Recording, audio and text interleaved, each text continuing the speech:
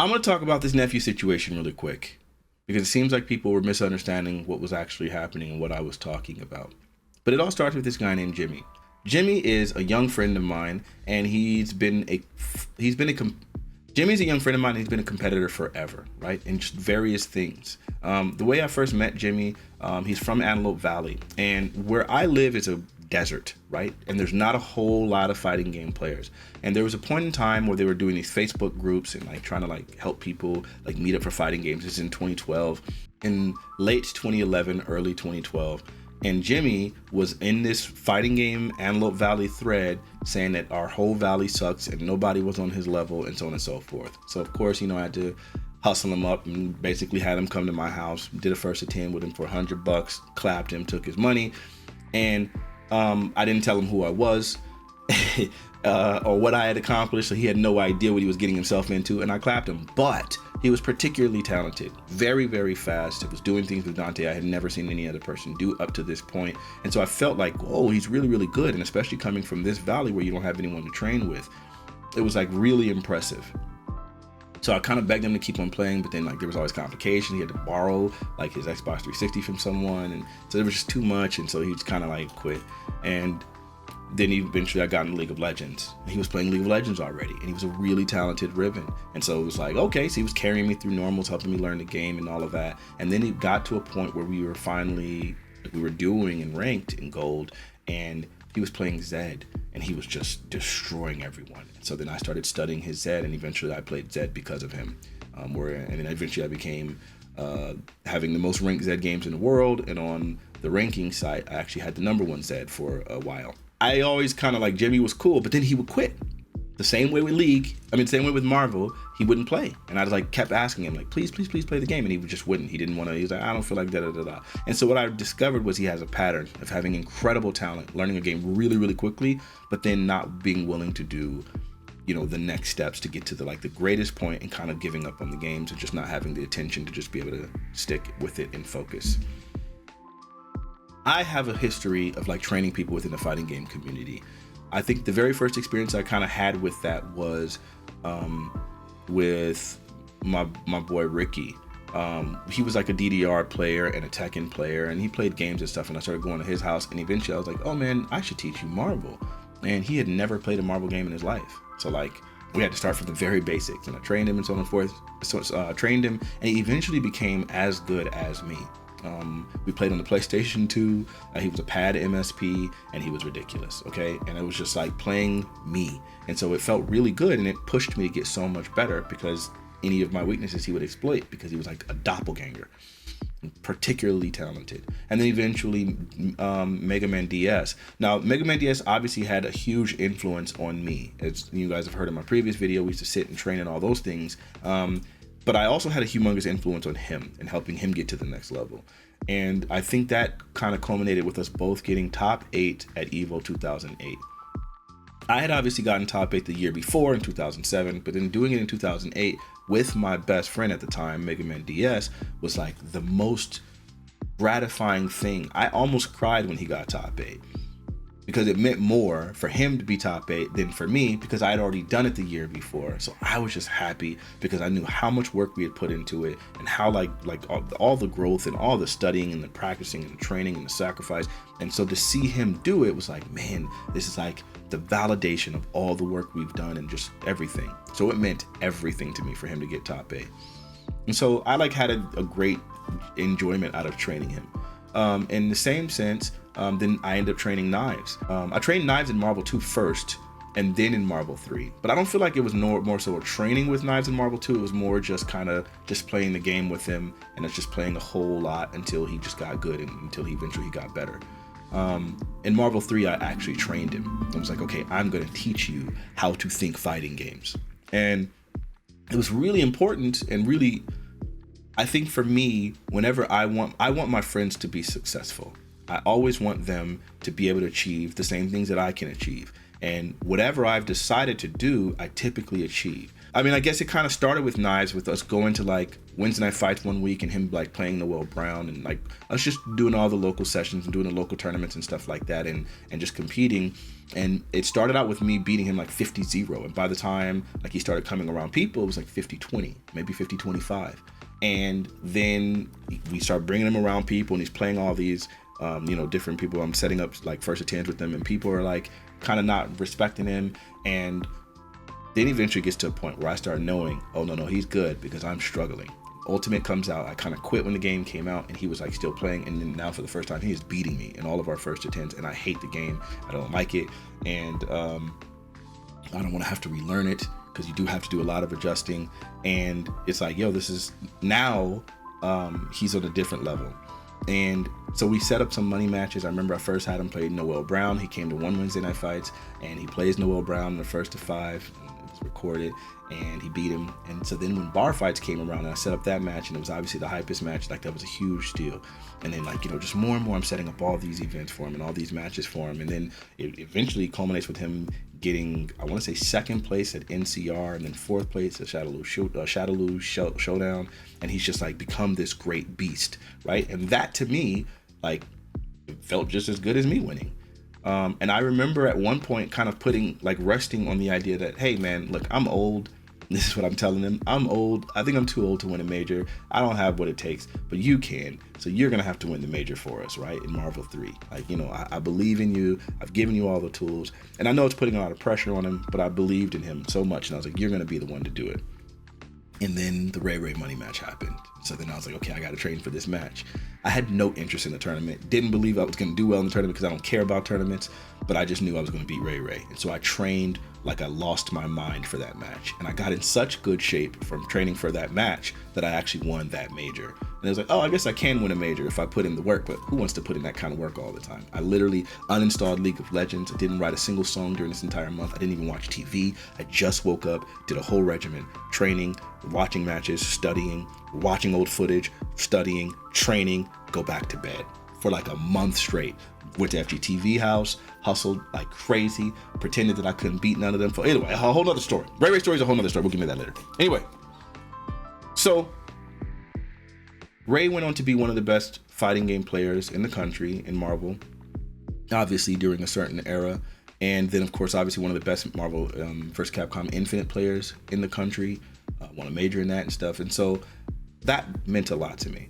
And so I have like a history of like training people, because it's not just Ricky, it's not just Ray. Even like people like he goes by a different name now, like Matt Scuse, however you pronounce his name, Matt. He got 2nd in Evo this year, and he was like a person that I used to like really take the time to explain the game to. And I just, no matter what, there's not a person that will ever tell you that they came up to me at a major or like messaged me and I like didn't fully engage them in what they were talking about. So if someone asked me like, hey man, like what do you think is a good matchup or something, I'm gonna explain to you everything that I think about it, because 2 people did that for me, Justin Wong and Yipes, when I was coming up in the scene. So I will never be a person that's gonna like shy away from conversation.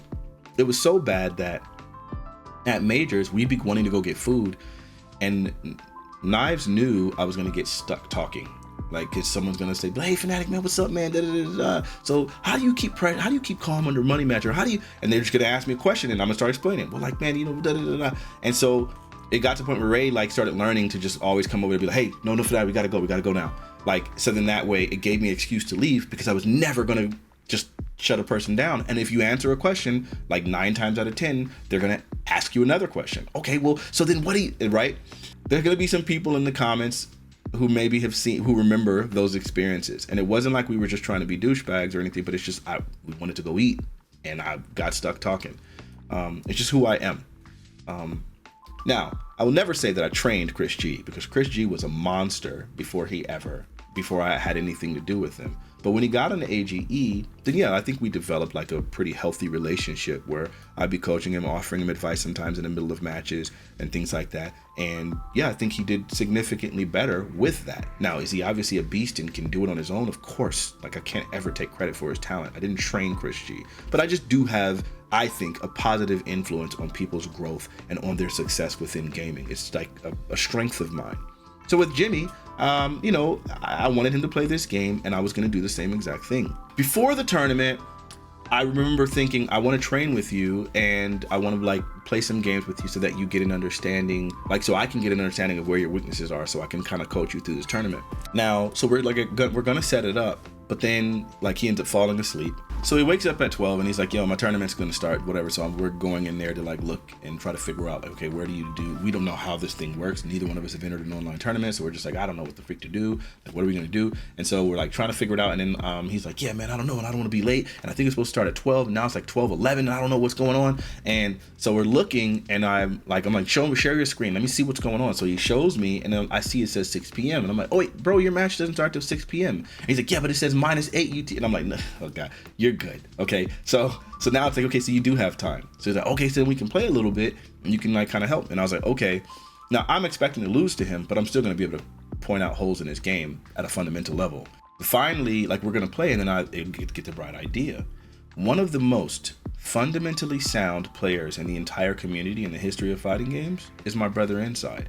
And so I think to myself, as opposed to me playing this guy who I don't really play the game like that, I could have my brother play him, and then he's gonna end up beating him, and he'll be able to like really push him to his limits at a fundamental level. Everyone knows that Punk went undefeated. He didn't lose any rounds going up into the top 6 at EVO 2023. He lost one round, and the person who took that round from him was Inside. So I know how talented this guy is. He had an opportunity for some other rounds too. He dropped some. So my point being, I know that this guy's a beast. So I'm like, yeah, it'd be better for you to play him. So they play, and Inside is like playing him in Wi-Fi, and he says a few times like, this is unplayable, and I don't know what he's getting at. I don't know what he's talking about. And he's like pissed, really, really pissed, and I don't know why he's so pissed. And then he's just like, man. And so then after the match, I was like, okay, so what do you think? Like asking him for insight. He said, bro, I don't know about Wi-Fi from one end of the country to the other. And I was like, oh, he's on Wi-Fi? And he's like, yeah, that's why I kept saying it's unplayable. And I was like, oh, it makes so much sense. Okay, so he's frustrated as freak playing the match because Wi-Fi is absolutely terrible.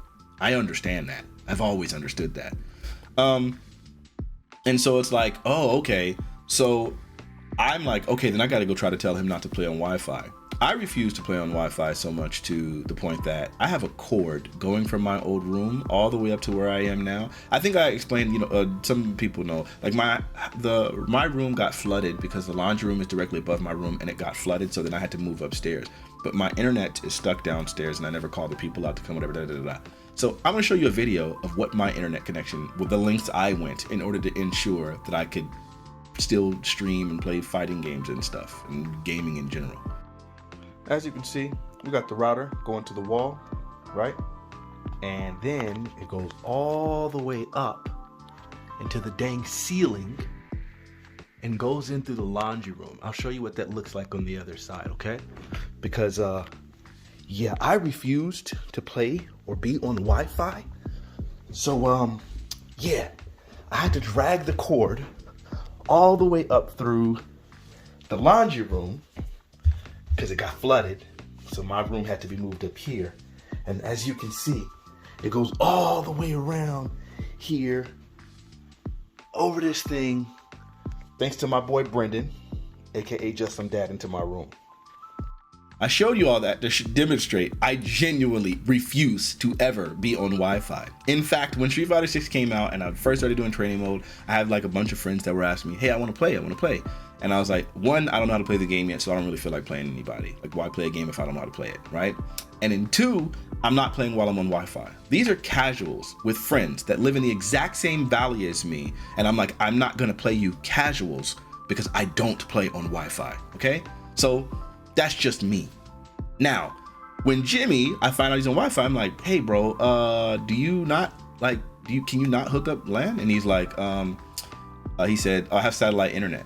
And I was like, yeah, but there has to be a modem. So like, can you just like hook up to the modem? He's like, yeah, the modem's in the garage. And I was like, oh, and he has a really, really, really, really, really, really big house. So it's gonna be a very long cord. Significantly longer than my cord is. And also, like, his living situation, there's no way they're gonna let him just drag a cord and drill holes and all that stuff. So I was like, okay. And you're on a PC, huh? And he was like, yeah, I'm on a laptop. And I was like, oh, so then you could move the laptop and put it in the garage. And he's like, yeah, I guess I could do that. But then I get to thinking, and I'm like, ugh, I have a rule. You do not change environment and settings prior to a big event. However you have practiced on those settings are what you should keep, right? I've had that rule forever. I've traveled around the country, and I've played humongous stakes money matches, and I've been in incredible pressure situations. And I don't believe in putting myself in those circumstances where I have something else for my brain to fixate on as opposed to competition. It's a thing. Like, I'm a performer, and when I'm like doing shows and stuff, I know that I want my settings to be identical, because when you have a large crowd in front of you, your brain goes into overactive, like hyper overthinking mode. And so you start focusing on all of these stupid details. Some of you guys in the comments are going to know exactly what the freak I'm talking about, where you're doing your combo and you're thinking, wait, he seems lower than normal. Do I need to readjust? And you start doing all of these things. I'm feeling uncomfortable in my chair. Man, I feel thirsty. Your brain is doing everything in like just overthinking mode, like, and trying to consider, just this person's hitbox seems different. Like, it's just your brain just goes into this crazy overthinking, over analytical mode because of all of the stress. And so then you have a tendency to drop and do things like that. So what I've always felt like is I don't want an additional layer of a change in environment to also be the cause of like my brain doing this thing, because it will look for any excuse to justify this awkwardness that it's feeling. It's just the way our brains work. So I've always been like, nope, I want to play in the exact same settings. Nope, I want to do everything, whatever. Even like when it came to like Marvel 2, anytime I got the opportunity to play on player 2 side, I did. Not because I wasn't comfortable on both sides, but because when I played at Ricky's house, Ricky always played player 1. So since he was always player 1, I was always player 2. So I wanted to be as comfortable as possible. Now, when you go to the arcade or you play other whatever, you're gonna be playing player 1 or player 2. But just, I try to keep things as consistent as possible. It's just what I do as a performer. And so in the same sense, in fighting games, what I want you to do is to be able to relax and play the exact same style that you would always play. So then I tell Jimmy, no, you don't want to make a big change before this tournament, since you've got to play in the settings that you're used to. But so go ahead and just play the settings that you're playing now. But after this, you have to like only play on Ethernet, because it's just the only way to play a game. Like, you're not truly getting the full experience. So he's like, okay, for sure. You got to get a cord. And he's like, yeah, I can make a cable, because he, did some networking stuff. So he's like, yeah, I could just make a cable. And I was like, okay, then yeah, you're going to have to do that. Like, you're going to whatever. And so either way, we're like trying to figure out how it's going to be. The night before this tournament, Jimmy beat Nephew in ranked.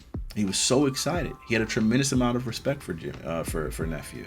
He like came up to me, he messaged me, and he was like, yo man, I just beat Nephew, one of the best Street Fighter players in the world, man. I beat him 2-1. And I was like, yo, good stuff, man. And I've just been encouraging him this whole time because I want him to be successful. So like part of my coaching, like I've always like kind of liked the idea of helping people get really good. And Jimmy's one of those people that I think he's particularly talented, but I really feel like he doesn't really stick with things. And so, we just kind of kept contact. I went on to play League of Legends, do all these other things, and so on and so forth. And then finally we started kind of linking up and going hiking. He lives by these mountains, and so we would like hike like these pretty big mountains, and take us a couple hours. We were just doing that kind of thing and just kicking it every now and then. And so when Street Fighter 6 dropped, I was like, oh, really excited, because I'm like, hey, here's finally the opportunity for him to like really stick with something, and I'm going to help him get to that final 10%. Because with fighting games, when you train the initial, like the time it takes to get from no experience to good, that's its time. But I would say it takes 3 times longer to go from good to great. Like that final 10% is way more than the total 90% that it takes to get to, to that skill level, to quantify it. And I want him to be great. And I kind of specialize in helping people get to that great point, to etch out the final little margins. Because I've had to do that in so many things. And I love that process, and I understand that process. And so it's really easy for me to kind of impart that onto people, because I have to do it for myself. So when it came, so I was looking forward to this game for that reason, and for Jimmy to play this game. So when he was asking me was I going to play, I was like, nah, but you got to. So now we're in this tournament, and so we finally find the opponent, and I'm like, we're looking around and we don't know what to do, and finally we see a thing, and I say, oh, look in the chat, like, see if you can message him. And like he looks, and the guy had messaged him already. He's like, hey, add me or whatever, or invite me or whatever. So he was like, okay. So I'm like, okay, so yeah, you got to go invite him. He didn't know how to make lobbies or any of those things. He just didn't know. And so finally, long story short, he ends up playing the guy. He beats him. I recorded that match. So it's like, okay, now it's on the Nephew. And he wanted to show me the Nephew matches before they actually came up. So he's like, hey man, I can show you these Nephew matches, like the ranked matches from before. And I'm like, oh yeah, great, let me get that. But it's too late, like they're already checking in. And when he beat the guy, he was trying to figure out how to even confirm or show that he won. And he's like, yo, what do I do? And I'm like, there's a message right there, like read it. Because it says, it shows the results and it says something like confirm. And he's like, well, so wait, what do I do? And I'm like, you just confirm. I hope he doesn't mind me saying this. Jimmy has like particularly severe ADHD. So a lot of times it's really, really hard for him to focus, particularly severe. And so I realize he's doing that consistently, where he's just not like, he's just dealing with, he's just like trying to figure things out. And I'm like there with him, and I'm like, just share your screen, like we'll figure it out. We don't have time to look at the previous match because Nephew's already like kind of ready to set it up, like the match is ready to go. So I'm like, okay, now you just gotta play. And I'm like, well, look, you played him, you beat him, you know what you learned. Just try to focus on what you learned already and go into this match and whatever. But he's not playing Chun-Li this time, he's playing Jury. And so they play the match. Nephew beats him the first game, and then Jimmy beats him the second game. Here comes a new challenger.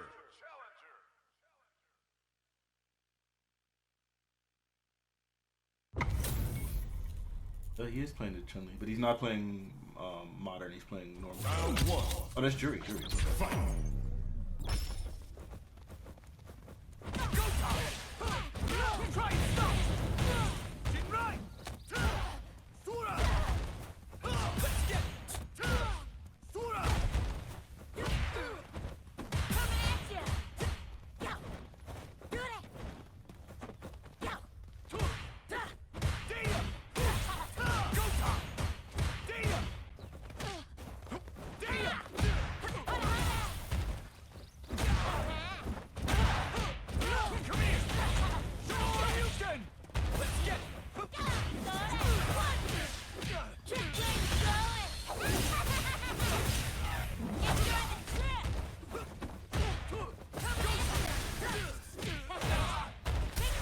So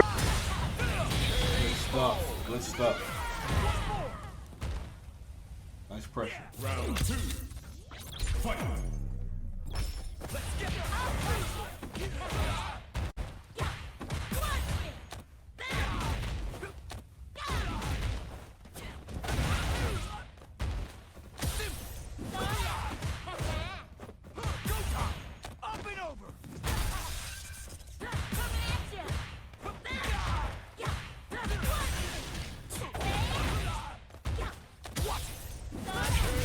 okay. All right, everybody gets one. Fight. Fight.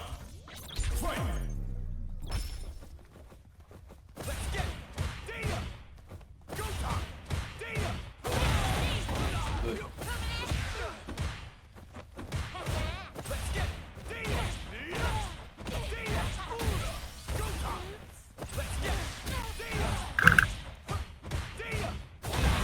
Nice. He's almost burnt out. No, I'm not mean to do that. I messed up. It's all good. It's all good. It's not over. That felt good, didn't it? What a waste of time.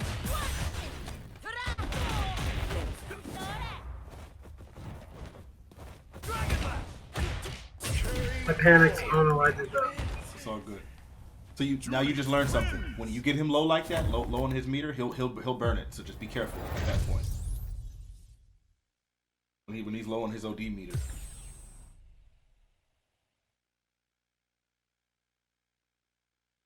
What happened?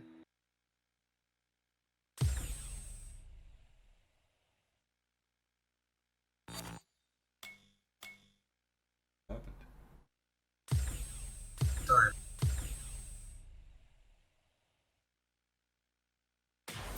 comes a new challenger.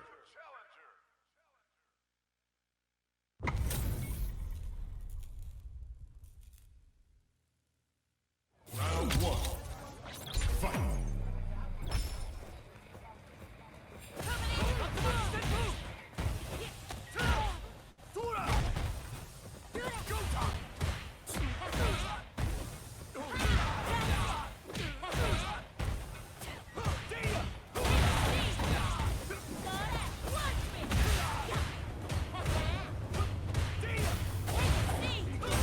Nice bait.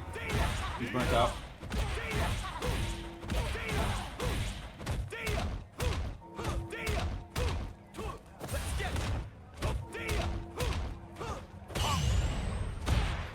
There you go. Every time you do that, he's gonna keep doing the EX. He's Yep. desperate. Yep. Keep that up. Keep that up. Yep.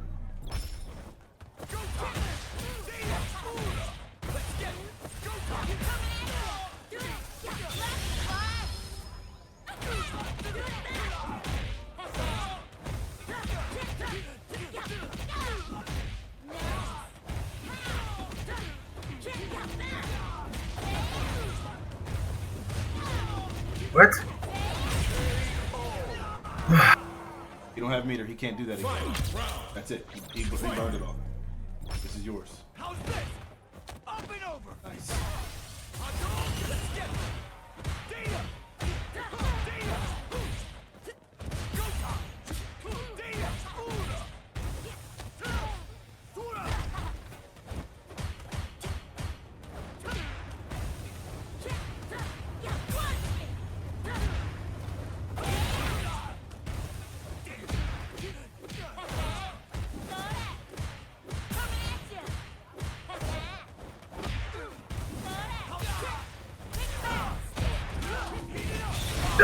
Yeah. I think he's dead, right? I hope so. Let's go. Go, man. Oh. All right. So you got the read on him. Just try to bait out those EXs, because every time he does that, you lose only a little bit of health, and then his OD is gone. Run it back. Every time you can do that Jinrai kick nonsense, he's gonna EX it. You want him to do that. You want him to lose his meter. Good stuff.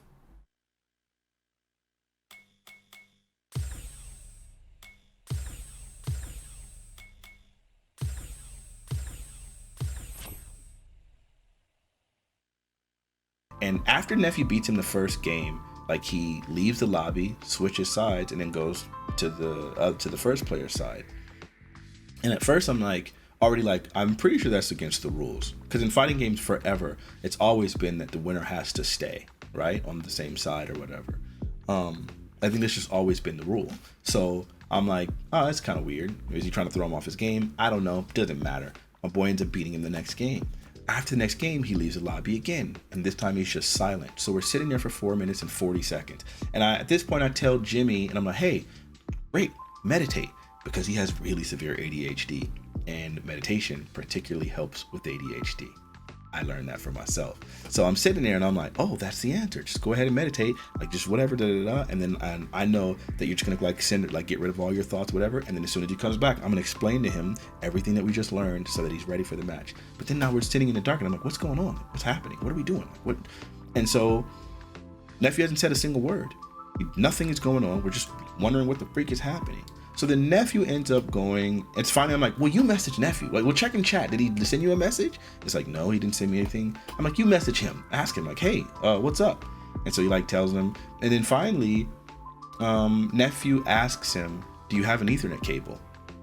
And I'm like, bro, why wouldn't you say that originally? And my mind immediately went to, like, Sonic Fox Icing Go 1 for the grand finals. Y'all know what I'm talking about. And I'm like, is that what Nephew's trying to do? Like, is this some scumbag tactic? I don't know what's happening, because there's been zero communication. So then finally, you know, they message, and then he says, do you have an Ethernet cable? And I'm like, just say sorry. Like, because at this point it feels to me like, oh, he's just trying to scum him, or he's trying to stall or something like that. It's still nothing. So then he's like, okay, hey, can we finish the match? And then Nephew's like, oh, I'm talking to the admins. And it's like, what? Wi-Fi is not allowed. And so I'm like, wait, is that even true? Like, I have no idea. Neither one of us have played in a fighting game in forever. So I'm like, I gotta look up the rules, trying to figure it out. And Then finally, Jimmy's like, yo, like, I've never seen anything about that. I don't remember them ever mentioning Wi-Fi. And Nephew's like, bro, you have to do a 24 question form, and then just leaves. And he's disqualified. So we're like looking, I'm like, you got to talk to the admin. So we're looking, we're trying to find Alex Valle, or find the moderator. We discover it's Alex Valle. And so I message Valle, and I'm like, hey, my boy just got DQ'd. He was 1-1. He had played 2 games with Neff. He played after playing 2 matches. And then Valle goes, he hadn't checked in. If you don't check in, you're gonna get disqualified. I'm like, he was checked in. He played 2 games. He was already 1-1.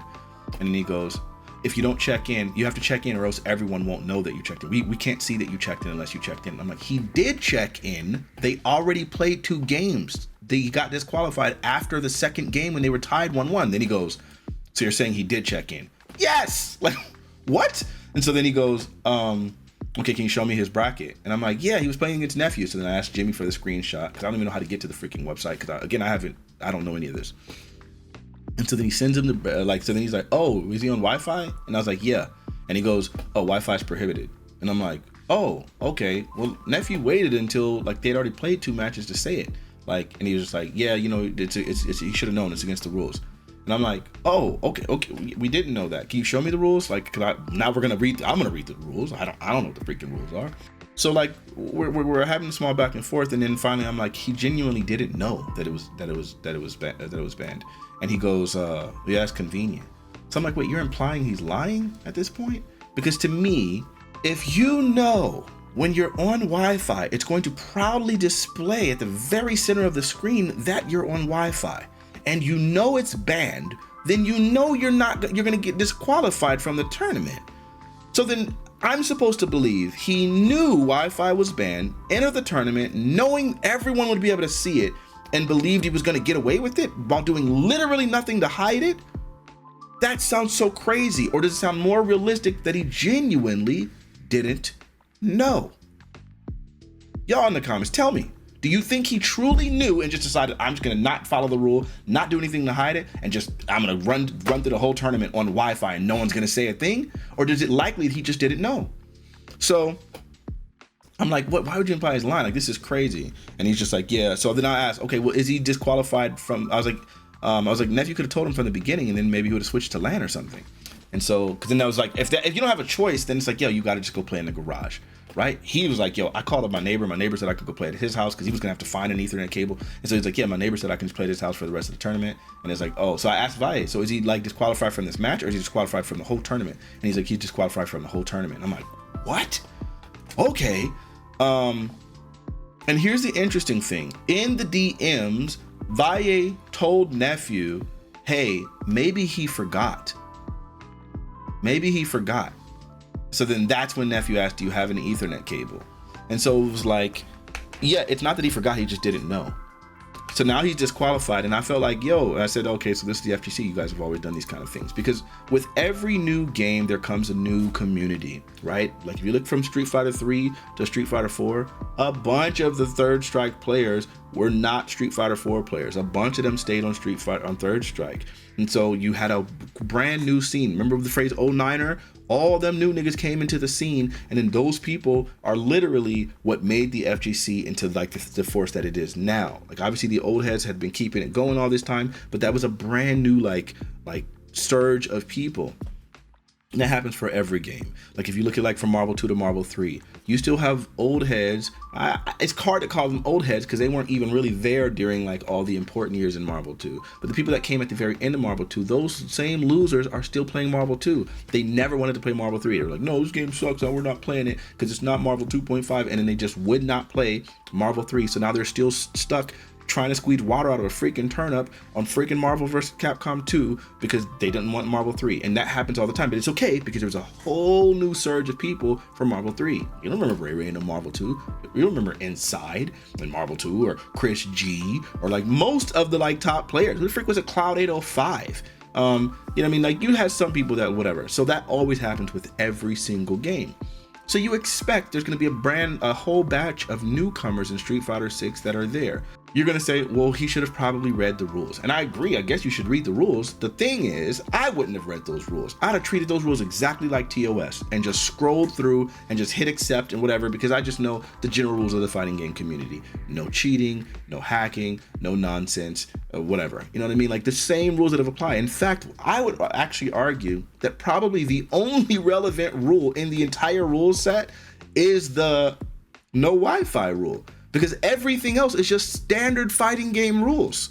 So it's like, nah, I'm just scrolling through, right? And I get it, like, it's your responsibility to read the rules. And it's like, sure, but you and I, we all know when it comes to like TOS or any of those things, you have to update your TOS on Apple Music all the freaking time. You're not reading that. When you sign up for a new program, you're given access to do it. You're not reading that. You're just, I already had intention to use Facebook, so now I know when I'm installing this messenger that they're basically saying, you know, we get an excuse to rape your whole computer, right? So, to me, it's like, yes, you should read the rules. There's no way you're going to argue against that. But I think you understand that there's newcomers that are going to be coming in, and I think that the way that you treat those people is that you give them the decency of at least explaining to them what's happening and communicating with them before you just DQ them. And I have to track you down to find out what's even happening, and he has no freaking idea. And I think the decent thing would have been for Nephew to go ahead and message the guy at the very beginning and tell him, hey, Wi-Fi is banned, so that he knows, and then give him the opportunity to switch to the LAN, so then he plays on that, and then that becomes that. You don't just wait, play on the game, and decide I'm going to free roll, and then after you lose, then say I'm going to talk to the admin without talking to the player in any capacity. Now, there's a bunch of you idiots saying like, oh, you're defending Wi-Fi. As I demonstrated the length that I went to not play Wi-Fi, obviously I'm not defending Wi-Fi. Just to be clear, I never entered online tournaments. I come from an era where we played on actual CRT tube TVs, and that's the only way you played. That's what I came from. You remember me playing online Marvel 3? No, you don't, because I don't play that. I've never been a lag player. I don't believe in that in any capacity. Hell, I didn't like the EMS converter because it had 1 frame of lag for the freaking Dreamcast, which is why I had a special converter. I don't do lag, okay? And so it wasn't me defending that. What I was talking about was the scummy nature of playing on something and then like invoking a rule after the fact, after you lose. I mean, I know a bunch of folks came at me in the comments and they were like kind of flipping out on Twitter. You know, I'm used to it. Twitter's not a real place. But I wanted to explain what my issue was. And what was gross is I even went into Nephew's stream and asked him, like, you're like, bro, like, why'd you wait? And Nephew said, yeah, well, you know, I was gonna let him, you know, I was just gonna play on it, whatever, but then he won a game, so. And it's like, wait, so you're admitting that you free rolled. You're admitting the OS. That's gross. What do you want me to say? He was on Wi-Fi. I was just gonna play it out, but then he took a game, so you know what I'm saying? Now I know some of these riders are gonna sit there and be like, yeah, no, but he was caring about the integrity of the tournament. It's his responsibility to report things, and I totally agree with you. It is. But let's analyze what he said there, because Jimmy had to play people before he played Nephew. So that means that person got Wi-Fi'd, right? Nephew was aware that he wasn't Jimmy's first match. Nephew was content to beat him 2-0 and then send him to losers, where he would play more people through Wi-Fi. It wasn't a matter of caring about the integrity. It was a matter of protecting his win and caring about his own self-interest. So y'all can ride Nephew all you want to. That wasn't his intention. And the scummy thing to me was the idea that you would play on the match in free roll. When Sanford played Demon Heel and Demon Heel reset the game, then they played on it. Sanford lost. And so then there was like complaints and everyone's booing like, no, this isn't fair. He lost. And it was either Tom or Tony. I can't tell them two apart. I'm sorry. One of the Cannon brothers came up there and was like, hey, listen, we get that these things happen. And had he came to us, we would have stopped the match and awarded him that win. But he played on it. So unfortunately, now this game still stands. And so then people were just like, nah, like, you know, da-da-da-da. So then, like, you know, like there's some more conversation. They're like, look, these are the rules. If someone breaks a rule or violates a rule, it's your responsibility to go tell an organizer and for them to like adjudicate the situation. If you do not, then you've played on it, then the match stands. Okay? So when he switched sides, I was already like, huh, that's kind of weird. Then when he like stalled for all that time, I was like, is he icing him? Then when he like goes straight to the admin and not even communicate with them, I'm like, yo, what is going on? So those are the things that I'm saying are scummy. And they're not the way you treat new people in the community. I have a track record of the way I treat people within the community. So for instance, if you remember, there was a guy named Taylor D. It's a young 12-year-old kid. He came to a random Wednesday night fights. He showed up. We were playing. Everything was fine. He didn't really have a controller to play, and it was his first week there. And so I was like, he was there with his family, and so I was like, okay, let me get you a pad. So I let him use my controller, and he was like, this isn't exactly what I'm used to, but I need a controller to compete. So I'm like giving him a little bit of advice, talking to him about the game and whatnot. And then he goes and he's in the tournament, so he's doing well. Now finally him and I have to play. So I'm like, okay, I got to get another controller so that, you know, we both have controllers. And I don't know if I let him use mine because that's what he was comfortable with, or if I got him a new one. But in any case, now we're playing in the tournament. And I'm thinking to myself, okay, at this point, I've been making a lot of this good old PDP money. And so I'm sitting here and I'm like, yeah, I've won Wednesday night fights so consecutively. So I'm like, yeah, I don't really need the money. And I know that this is a new kid and I don't want him to be discouraged from coming to the scene and whatever. So I play a little light, okay? And I end up losing to him. But my whole idea was I want him to be encouraged to continue coming to the scene. And I knew how important it was. His family was there. I remember when like he beat me and how his dad was like, yeah, you know, whatever. And he was like so excited and so proud of his son. I've never had that. Like my dad, you know, he's proud of me when I do stuff and what I'm saying, but not in fighting games. None of them really ever showed up or nothing like that. So I was just really excited for this little kid. The mom, she recognized and she was just like, hey, thank you. She mouthed to me like, thank you twice. But because he was new to the scene, my whole goal was I want to help this person like get integrated. And I think that's the inclusive personality or inclusive community that it should be, right? It should be inviting the new players. But I don't think it's particularly inviting when instead of like having compassion or patience or understanding, instead it's just like, nah, you must have lied. Oh, you must have done it intentionally. You're a scumbag for playing online. I'm playing on Wi-Fi. And it's like, yeah, it's scummy is a total, I don't even understand how you even come to that conclusion.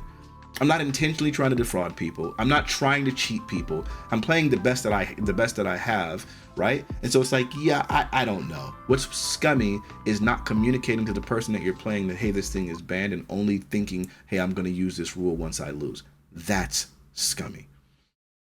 Of course, I'm probably going to get hammered. You know I got thick skin. I'm a thick nigga. So anybody that has anything to say about it, go ahead and hit me up. I don't care. These are my thoughts. I'm saying what I'm saying. Let me know what y'all think. This deep and floating too much